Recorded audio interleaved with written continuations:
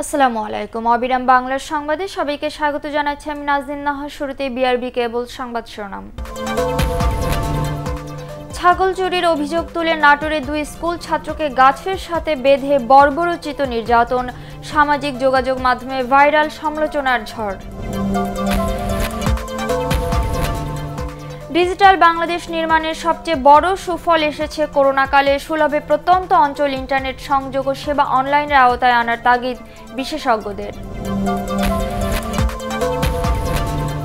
এবং হবিগঞ্জের পরিত্যক্ত রেললাইনের কোটি কোটি টাকার যন্ত্রপাতি লুট, রেলের শত শত একর ভূমি প্রভাবশালীদের দখলে নেই কর্তৃপক্ষের নজরদারি।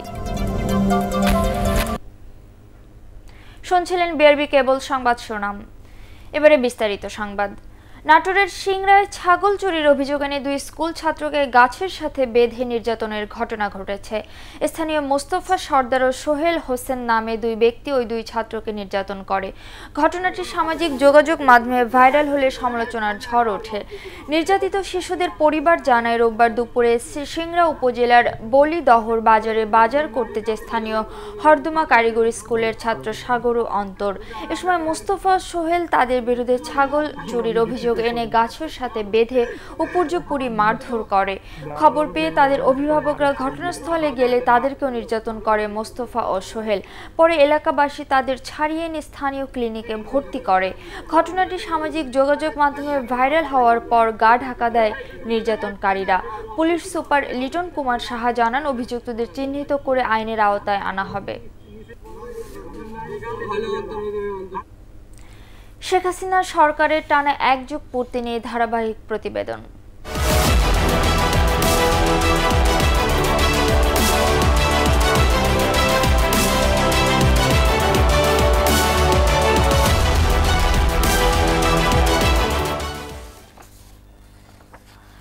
ডিজিটাল বাংলাদেশের অবকাঠামো নির্মাণের সবচেয়ে বড় সুফল এসেছে মহামারী পরিস্থিতিতে।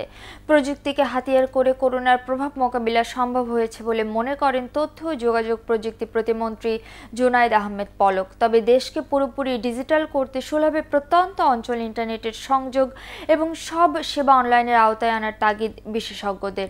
একরামুল হক সাইমের রিপোর্ট। উন্নয়নের পথে দ্রুত অগ্রসরমান আধুনিক বাংলাদেশ।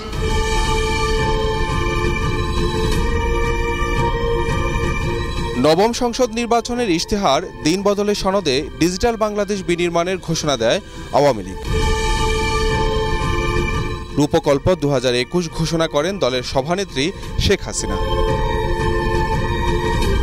আওয়ামী লীগ ক্ষমতা এলে শুরু হয় প্রযুক্তির এক নবযাত্রা। 2021 সালের মধ্যে বাংলাদেশকে আমরা ডিজিটাল বাংলাদেশ হিসেবে আইটি সেক্টরের আয় পাবে। কানেক্টিভিটি ও অবকাঠামো, ই-গভর্নেন্স, ইন্ডাস্ট্রি প্রমোশন ও দক্ষ মানব সম্পদ, এই 4 নীতিতে চলে ডিজিটাল বাংলাদেশ গড়ার কর্মযজ্ঞ।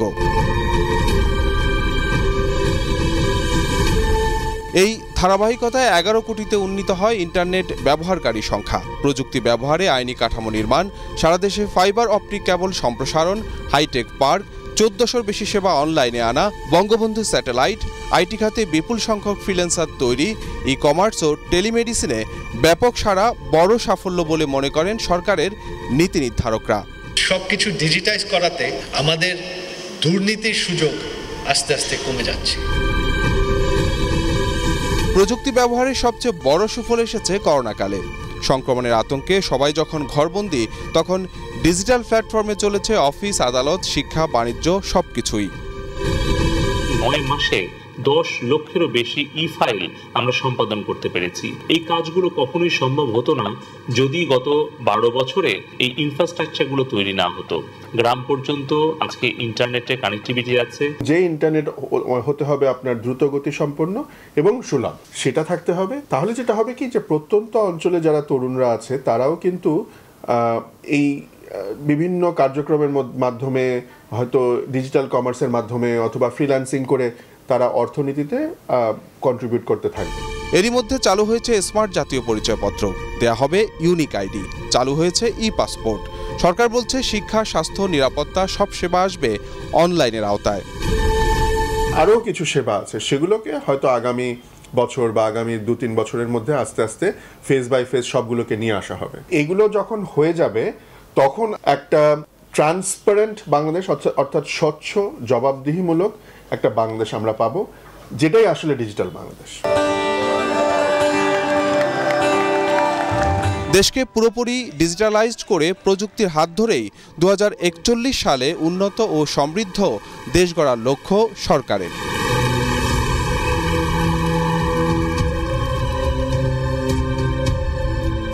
ইকরামুল হক সায়েম, এটিএন বাংলা, ঢাকা।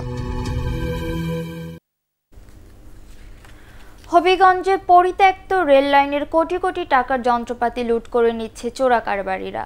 অন্যদিকে রেলের শত শত একর ভূমি দখল করে নিয়েছে স্থানীয় প্রভাবশালীরা। রেলের জায়গা দখল করে গড়ে তোলা হয়েছে দোকানপাট, মার্কেট। এসব বন্ধে রেল কর্তৃপক্ষের কোনো নজরদারি নেই।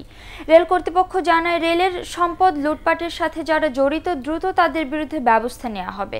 এদিকে এরই মধ্যে শত কোটি টাকার রেলের জমি দখলমুক্ত করা হয়েছে এবং শীঘ্রই বাকিদের উচ্ছেদ করা হবে বলে জানান জেলা প্রশাসক।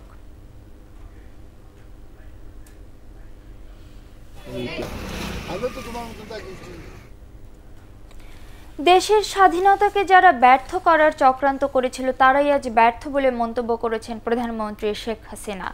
বঙ্গবন্ধু স্বদেশ প্রত্যাবর্তন দিবসের আলোচনা সভায় তিনি বলেন, বিশ্বে মর্যাদাশীল দেশ হিসেবে বাংলাদেশকে এগিয়ে নিতে জনগণের সেবক হিসেবে কাজ করছে তার সরকার। আপেল মাহমুদের রিপোর্ট। জাতির পিতা বঙ্গবন্ধু শেখ মুজিবুর রহমানের স্বদেশ প্রত্যাবর্তন দিবস উপলক্ষে আওয়ামী লীগ কার্যালয়ে আয়োজিত আলোচনা সভায় গণভবন থেকে ভিডিও কনফারেন্সে যুক্ত হন দলের সভাপতি ও প্রধানমন্ত্রী শেখ হাসিনা। দেশে ফিরেই জাতির উদ্দেশ্যে দেওয়া ভাষণে বঙ্গবন্ধু দেশ পরিচালনার যেসব নির্দেশনা দিয়েছিলেন তা আজও দেশের জন্য প্রযোজ্য বলে জানান তিনি।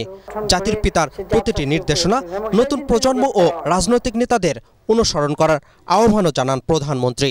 7 মার্চের ভাষণ, এরপর 10 জানুয়ারি ভাষণ। আমি বলবো আমাদের আওয়ামী লীগের সকল নেতাকর্মী সকলের পুনরায় এই ভাষণগুলি আবার নতুন করে শোনা উচিত, আমাদের নতুন প্রজন্মের শোনা উচিত। তাহলে রাজনীতি করার একটা প্রেরণা এবং দিক নির্দেশনা সবাই পাবে। স্বাধীনতা বিরোধীদের সমালোচনার পাশাপাশি পিতার দেখানো পথে সন্ত্রাস, জঙ্গিবাদ মুক্ত অসাম্প্রদায়িক বাংলাদেশ গড়ার প্রতিজ্ঞাও করেন আওয়ামী লীগ সভাপতি।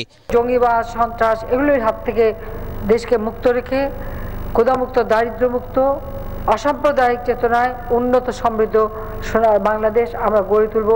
জাতির পিতার এই প্রত্যাবর্তন দিবসে এটাই আমাদের প্রতিজ্ঞা যে এ জাতির বিশ্বে মাথা উঁচু করে চলবে। স্বাধীনতাকে যারা ব্যর্থ করতে চেয়েছিল আজকে তারাই ব্যর্থ। আজকে বাংলাদেশ স্বাধীন দেশ হিসেবে সারা বিশ্বে যে মর্যাদা পেয়েছে, এই মর্যাদা ধরে রেখে আমরা বাংলাদেশকে সামনে এগিয়ে নিয়ে যাব।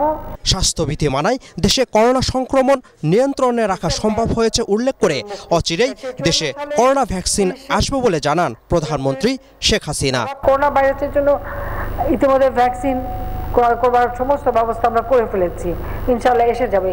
তারপর বলবো সবাইকে স্বাস্থ্য সুরক্ষা মেনে চলতে হবে। বঙ্গবন্ধুর স্বদেশ প্রত্যাবর্তন দিবসে গৃহহীনদের বিনামূল্যে ঘর করে দেওয়ার অঙ্গীকার করেন সরকার প্রধান। Apple Mahmud, ATN Bangla, Dhaka. 16 জানুয়ারির পৌরসভা নির্বাচনকে ঘিরে প্রত্যেক বরাদ্দের সাথে সাথে শরীয়তপুরে জমে উঠেছে নির্বাচনী প্রচারণা। ভোটারদের নানা প্রতিশ্রুতি দিচ্ছেন প্রার্থীরা। মোট প্রার্থী 4 জন হলেও মূল লড়াই আওয়ামী লীগ ও বিএনপির মধ্যে হবে বলে মনে করছেন স্থানীয়রা। এদিকে বিএনপি প্রার্থী লুৎফর রহমান ঢালি অভিযোগ করেন, নির্বাচনকে সামনে রেখে গণসংযোগ বাধার সম্মুখীন হচ্ছেন তার নেতাকর্মীরা। তবে এই অভিযোগ অস্বীকার করেন আওয়ামী লীগ মনোনীত প্রার্থী পারভেজ রহমান জন। পৌরসভায় মোট ভোটার 38,747 জন। এর মধ্যে পুরুষ ভোটার 19,559 এবং মহিলা ভোটার 19,188 জন। রাস্তাঘাট অনেকেই অনুন্নত। আমরা নামে পৌরসভায় আছি, খালগুলি এগুলো খনন না করলে ময়লা আবর্জনা কোথায় যাবে? কাঁচা রাস্তা ভিতরে রয়েছে। এই রাস্তাঘাট যে কয়টা দিতে পারবো আমরা, হ্যাঁ এমন একটা সুস্থ লোকই চাই। অনেক কাঁচা রাস্তা রয়েছে, তারপর সব জায়গায় এখন পর্যন্ত পৌরসভা থেকে সুপেয় পানির ব্যবস্থা এখনো হয়নি, অনেক জায়গায় ড্রেনেজ ব্যবস্থাও এখনো হয়নি। জনগণ যদি আমাকে ভোট দেয়, নৌকা মার্কাকে ভোট দেয়, একজন নাগরিকের, পৌর নাগরিকের তার সর্বোচ্চ অধিকার নিশ্চিত করতে আমি কাজ করব। আমি যদি মেয়র নির্বাচিত হই, আমি পৌরসভার যত অবহেলিত অঞ্চলগুলোকে উন্নয়ন করব এবং শরীয়তপুর পৌরসভাকে একটা আদর্শ পৌরসভা গঠন করার জন্য আপ্রাণ চেষ্টা করব। ঢাকা দক্ষিণ সিটি কর্পোরেশনের মেয়র তাপস ও সাবেক মেয়র খোকনের পাল্টাপাল্টি অভিযোগ ব্যক্তিগত বিষয়। এতে দলীয় শৃঙ্খলায় কোনো প্রভাব পড়বে না বলে মনে করেন তথ্যমন্ত্রী ডক্টর হাসান মাহমুদ। নোয়াখালীতে আওয়ামী লীগ সাধারণ সম্পাদকের ছোট ভাইয়ের সাম্প্রতিক বক্তব্য প্রসঙ্গে তথ্যমন্ত্রী বলেন, দল মত প্রকাশের স্বাধীনতা থাকা এভাবে সমালোচনা করা সম্ভব হচ্ছে। সচিবালয়ে ঢাকা রিপোর্টার্স ইউনিটির নবনির্বাচিত কমিটির সদস্যদের সাথে সৌজন্য সাক্ষাতের সময় তিনি এসব কথা বলেন। মেয়র তাপস সাহেবের ব্যাপারে যে সাইদ খান বক্তব্য দিয়েছে, এগুলো তাদের ব্যক্তিগত বক্তব্য, এখানে কোনো দলের কোনো কিছু নেই। আর নোয়াখালীতে মির্জা কাদের সাহেব যে বক্তব্য দিয়েছেন, আমাদের দলে এরকম বক্তব্য আগেও বহুজনে দিয়েছে। আমাদের দলে মুক্তভাবে কথা বলার অধিকার আছে, সেটিরই বহিঃপ্রকাশ হচ্ছে মির্জা কাদের সাহেবের বক্তব্য। কিন্তু আগের বক্তব্যগুলো এত প্রচার পায়নি, কারণ আগে যারা দিয়েছে তারা তো আমাদের দলের সাধারণ সম্পাদকের ভাই ছিল না। একে অন্যের বিরুদ্ধে দুর্নীতির অভিযোগ এনে ঢাকা দক্ষিণ সিটি কর্পোরেশনের সাবেক ও বর্তমান মেয়রের পাল্টাপাল্টি বক্তব্যকে সরকারের সর্বগ্রাসী দুর্নীতির চিত্র বলে মন্তব্য করেছেন বিএনপি মহাসচিব মির্জা ফখরুল ইসলাম আলমগীর। বিএনপি চেয়ারপারসনের গুলশান কার্যালয়ে সংবাদ সম্মেলনে তিনি এ মন্তব্য করেন। সরকারের অযোগ্যতা, স্বজনপ্রীতি ও দুর্নীতির কারণে দেশের মানুষের করোনা ভাইরাসের ভ্যাকসিন পাওয়া অনিশ্চিত হয়ে পড়েছে বলে অভিযোগ করেন মির্জা ফখরুল। এ সময় বিএনপির ভারপ্রাপ্ত চেয়ারম্যান তারেক রহমানের বিরুদ্ধে গ্রেফতারি পরোয়ানা জারির প্রতিবাদে আগামীকাল বুধবার সারা দেশে বিক্ষোভ কর্মসূচি ঘোষণা করা হয়। এবং বর্তমান অবস্থার যে দুর্নীতির যে চিত্র, সামগ্রিকভাবে যে সর্বগ্রাসী চিত্র, সেটাই প্রকাশিত হয়েছে। কারণ একজন বর্তমান মেয়র আর একজন সাবেক মেয়র, বর্তমান মেয়র অভিযোগ করছেন যে সাবেক মেয়র এই দুর্নীতি করেছেন, তো তার মুখ দিয়েই বেরিয়ে আসছে যে ওটা কী হয়েছে, দুর্নীতি কী হয়েছে। আর যারা আজকাল আছেন তারা কি করছেন সেটাও আমরা পত্রপত্রিকায় দেখতে পাচ্ছি।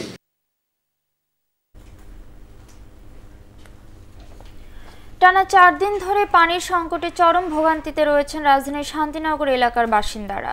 এলাকাবাসীর অভিযোগ, কর্তৃপক্ষকে জানানোর পরও সমস্যার সমাধান হয়নি। তবে ওয়াসা বলছে দ্রুত এই সমস্যার সমাধান করা হবে। মনির হোসেন তপুর রিপোর্ট। রাজধানীর শান্তিনগরের পীর সাহেবের গলি ও ভাসানী গলির শতাধিক বাড়িতে কয়েকদিন ধরে পানি নেই। ওয়াসার একটি পানির পাম্প বিকল হবার পর থেকে এই সমস্যা। 2 দিন পর পাম্পটি মেরামত করা হলে আশপাশে পানি এসেছে, তবে এই এলাকায় আসেনি। রান্না ও ঘরের কাজ নিয়ে চরম ভোগান্তিতে এলাকাবাসী। পানি তো দুর্গন্ধ, তারপরে কালো পানি আসে, তারপর আজকে তো 5 দিন ধরে টোটালি পানিই নেই। প্রথমত করোনার সময় তো বাইরে যদি কেউ যায়, বাসায় এসে যে একটা সেফটির ব্যাপার যে হাতটা ধুবো, তারপর হচ্ছে কি আমাদের গোসল করার ব্যাপার, আমাদের যে একটা টোটাল স্টেরিলাইজেশনের ব্যাপার, যেটা হচ্ছে কি আমরা একদম বঞ্চিত হইতেছি। পানির সমস্যার কারণে 4-5 দিন আমি ছিলাম না বাসায়ও, আমার ফ্যামিলি সবাই অন্যত্র চলে গেছে। একটা পানি আনলাম, ওটা দিয়ে ফ্লাশ করছি, বাস সারাদিন কাকের মতো তাকায় থাকতেছি। 3টা গলিতে আনুমানিক বাড়ি হবে প্রায় 150 মতো। এই 150 বাড়িতে আজকে 3-4 দিন ধরে কোনো পানি পাচ্ছে না। এই অঞ্চলে ওয়াসার নির্বাহী প্রকৌশলী ইঞ্জিনিয়ার মাহবুবুর রহমানের সাথে যোগাযোগ করে তার অফিসে গেলেও ক্যামেরার সামনে কথা বলতে রাজি হননি তিনি। তবে ওয়াসার প্রধান কার্যালয়ে যোগাযোগ করা হলে কর্মকর্তারা জানান, ওখানকার পানির সমস্যা দ্রুত সমাধানের পদক্ষেপ নেওয়া হচ্ছে। অবশ্য ওই এলাকায় যেসব বাসায় পানি সরবরাহ আছে, সেখানেও পানির মান নিয়ে নানা অভিযোগ এলাকাবাসীর। মনির হোসেন তপু, ATN বাংলা, ঢাকা। কৌশলগত কারণে অনেক দেশ সরাসরি সমর্থন না জানালেও রোহিঙ্গা ইস্যুতে আন্তর্জাতিকভাবে বাংলাদেশ শক্ত অবস্থানে রয়েছে বলে জানিয়েছেন পররাষ্ট্রমন্ত্রী doctor AK Abdul Momen. Chittagong press ক্লাবে বইয়ের প্রকাশনা অনুষ্ঠানে তিনি আরও বলেন, রোহিঙ্গা প্রত্যাবাসনে মিয়ানমার সরকার নানা অজুহাত দেখাচ্ছে। তৃতীয় পক্ষের হস্তক্ষেপ এই প্রক্রিয়াকে বিলম্বিত করেছে বলেও মন্তব্য করেন তিনি। এ সময় PHP ফ্যামিলির ভাইস চেয়ারম্যান মোহাম্মদ মহসেন ওনানের মধ্যে উপস্থিত ছিলেন। হচ্ছে লোকগুলো শুয়ে যাওয়া, আপনারা জেনে খুশি হবেন, সম্প্রতি জাপানও আমাদের কাছে একাত্মতা ঘোষণা করেছে, বলছে তারাও ট্রাই পার্টি অ্যারেঞ্জমেন্ট করতে চায়, তারাও উদ্যোগ নিয়েছে যে তারাও মায়ানমারকে বোঝাবে। আমরা আলোচনার মধ্যে সমস্যার সমাধান করব। বঙ্গবন্ধুর আদর্শ অনুসরণ করে মহানগর আওয়ামী লীগ নেতা কর্মীদের দেশ গঠনের কাজে এগিয়ে আসার আহ্বান জানিয়েছেন গাজীপুর সিটি কর্পোরেশনের মেয়র ও মহানগর আওয়ামী লীগের সাধারণ সম্পাদক অ্যাডভোকেট জাহাঙ্গীর আলম। গাজীপুরে বঙ্গবন্ধুর স্বদেশ প্রত্যাবর্তন দিবস উপলক্ষে এক আলোচনা সভায় তিনি আহ্বান জানান। এর আগে দলীয় নেতাকর্মীদের নিয়ে বঙ্গবন্ধুর প্রতিকৃতিতে শ্রদ্ধা জানান মেয়র। আজকে আমাদের মধ্যে নেই, কিন্তু তার আদর্শ, তার সততা এবং দক্ষতা আমাদের মধ্যে আছে। একজন আদর্শ মানুষ, সৎ মানুষ, দক্ষ মানুষ, নীতিবান মানুষ হলে যে যত দূরে থাকুক, কারাগারে থাকুক, বন্ধ জীবনে থাকুক, আবদ্ধ জীবনে থাকুক, তার মুক্তি হয়, তার মাধ্যমে সেই জাতি মুক্তি পায়। এবারে আন্তর্জাতিক সংবাদ।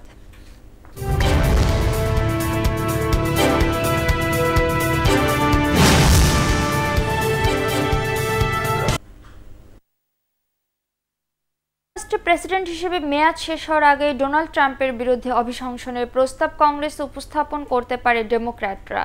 স্থানীয় সময় সোমবার সিনেটে এই প্রস্তাব তোলা হতে পারে বলে জানায় আন্তর্জাতিক গণমাধ্যমগুলো। প্রেসিডেন্ট হিসেবে ক্ষমতায় আর মাত্র 9 দিন বাকি থাকলেও এর আগেই তাকে পদটি থেকে সরিয়ে দিতে চাইছেন ডেমোক্র্যাটিক দলের সদস্যরা।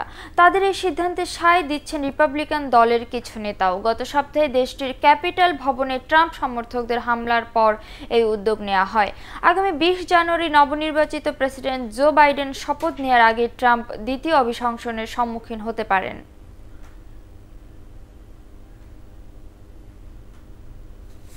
3 বছর বন্ধ থাকার পর আবারও আকাশপথে যোগাযোগ চালু করতে যাচ্ছে কাতার ও সৌদি আরব। শনিবার এক টুইট বার্তায় কাতার এয়ারওয়েজ জানায়, সোমবার থেকে রিয়াদ, 14 জানুয়ারি থেকে জেদ্দা এবং 16 জানুয়ারি থেকে দাম্মাম রুটে ফ্লাইট চলাচল শুরু করতে যাচ্ছে তারা। সৌদি এয়ারলাইন্সও অপর টুইটে ফ্লাইট সম্পর্কে জানায়, সন্ত্রাসবাদকে সমর্থন করার অভিযোগে 2017 সালের মধ্যভাগে কাতারের ওপর কূটনৈতিক, বাণিজ্য ও ভ্রমণ নিষেধাজ্ঞা আরোপ করে সৌদি আরব, সংযুক্ত আরব আমিরাত, বাহরাইন এবং মিশর। তবে 5 জানুয়ারি জিসিসি শীর্ষ সম্মেলনে কাতারের সাথে সম্পর্ক পুনরুদ্ধারে চুক্তিতে স্বাক্ষর করেছে সৌদি আরব সহ দেশগুলো। এর অংশ হিসেবে এরই মধ্যে কাতার সৌদি স্থল সীমান্তে যোগাযোগ শুরু হয়েছে। এবার পার্টেক্স খেলার খবর।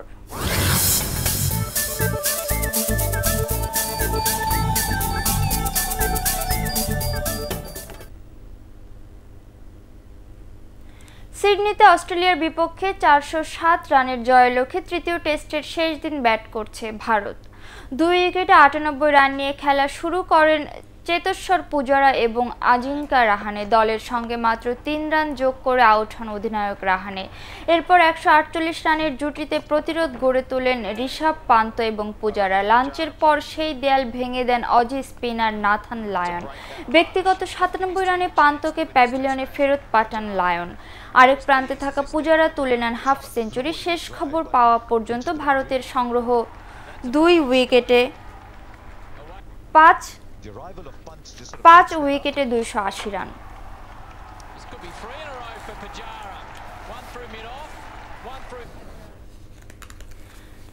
সাইফ স্পোর্টিং ক্লাবকে একমাত্র গোলে হারিয়ে ফেডারেশন কাপ ফুটবলের শিরোপা ধরে রাখল বসুন্ধরা কিংস। গোলশূন্য প্রথমার্ধের পর বসুন্ধরার হয়ে শিরোপা জয়ী গোলটি করেন আর্জেন্টাইন ফরওয়ার্ড রাউল অস্কার বাসেইরা। এবার নিয়ে টানা দ্বিতীয়বারের মতো ফেডারেশন কাপে চ্যাম্পিয়ন হলো বসুন্ধরা কিংস। আরও জানাচ্ছেন পরাগ আরমান।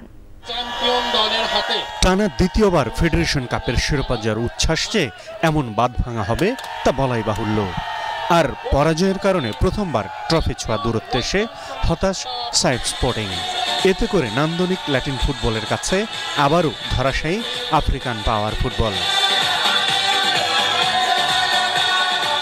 অবশ্য আগের দুবারের মোকাবেলায় প্রতিবারই বসুন্ধরার কাছে হেরেছিল সাইফ স্পোর্টিং ক্লাব।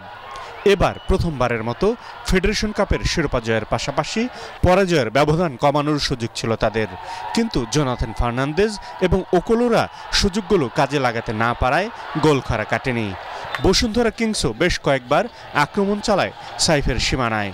তাদের আর্জেন্টিনা ও ব্রাজিলিয়ান ফরওয়ার্ডরা ব্যর্থ হলে গোলশূন্যভাবেই শেষ হয় খেলার প্রথমার্ধ। বিরতির পর মাঠে নেমেই গোলের জন্য মরিয়া হয়ে ওঠে দুই দল। তবে সাইফের প্রচেষ্টায় চীনের প্রাচীর হয়ে দাঁড়ান বসুন্ধরার গোলকিপার আনিসুর রহমান জিকু। উঠে এসেছেন। উল্টো খেলার 52 মিনিটে ব্রাজিলিয়ান রবিনহোর কাছ থেকে বল পেয়ে আর্জেন্টাইন ফরওয়ার্ড রাউল বেসেরো এগিয়ে দেন বসুন্ধরাকে। টুর্নামেন্টে এটি তার 5ম গোল।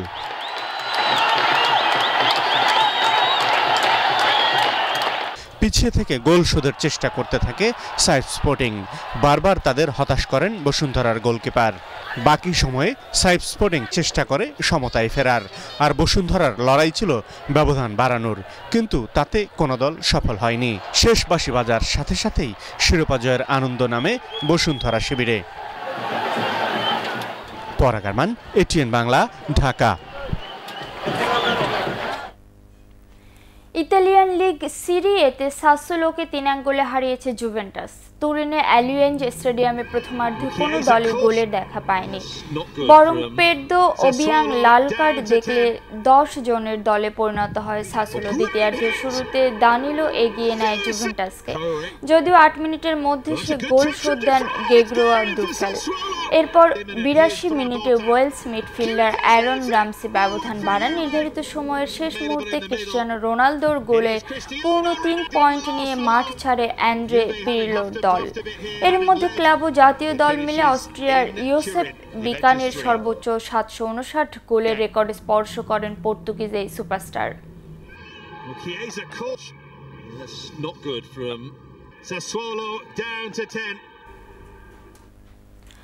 দর্শক, এই ছিল এখনকার মতো সংবাদ। পরবর্তী সংবাদ দেখার আমন্ত্রণ জানিয়ে শেষ করছি। করোনা ভাইরাস থেকে নিজেকে সুরক্ষিত রাখতে মাস্ক পরুন, বারবার হাত পরিষ্কার করুন।